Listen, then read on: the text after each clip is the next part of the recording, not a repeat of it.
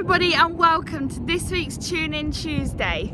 My goodness, what incredible weather we have been having over the last few days. It really feels like spring has sprung. And we've had a fantastically high tide over the last few days. So I've come down to Watergate Bay. Now when there's a big high tide like there has been, it usually gets right up into the rocks and it moves around all the plastics and it brings all of the microplastics out of the sand. So I've come to have a look with my sieve to see how many microplastics we can find.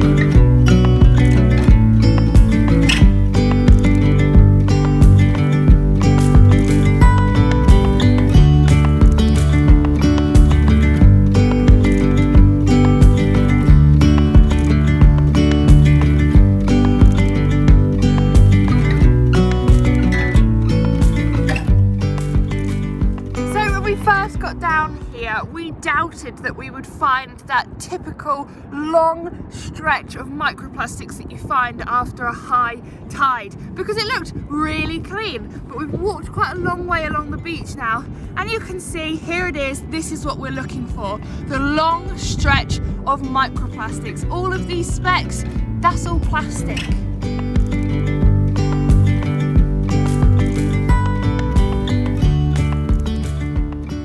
Today is the perfect day for microplastic hunting because the sand is so compact. Any plastic that was in there gets churned out in the big high tides like a washing machine, and because the plastic floats, it rises to the surface of the sand. And then once the tide goes out, it sits neatly on top of the sand like it is today.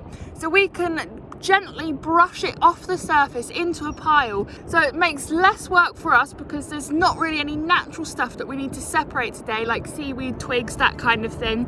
We can just collect the plastic, sieve out the sand, and then be on our way.